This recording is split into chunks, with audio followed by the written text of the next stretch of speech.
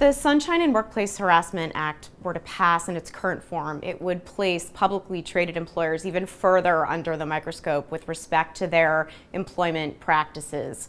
It would require those employers to report annually on their Form 10K both the number and the amount of settlements that go to discrimination complaints in the workplace.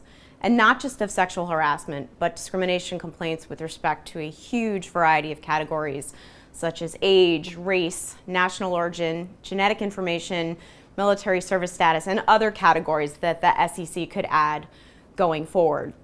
It would also require the disclosure of the number of complaints that are currently being processed and attempted to be resolved by that employer.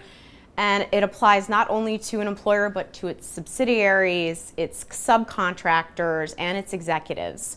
So it would have a huge impact on the employment practices and the ability of publicly traded employers to keep their settlements confidential. This bill is absolutely a response to the Me Too movement and increased pressure on employers to focus on issues of discrimination and harassment in the workplace.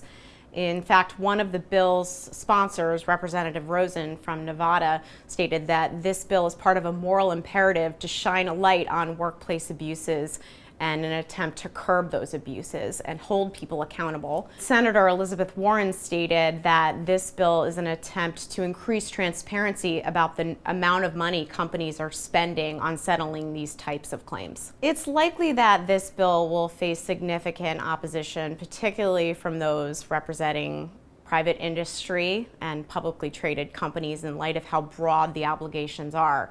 That said, even if this bill doesn't pass in its current form, there'll continue to be the national conversation surrounding transparency in the workplace. So employers need to be prepared, and there's several ways they can do that.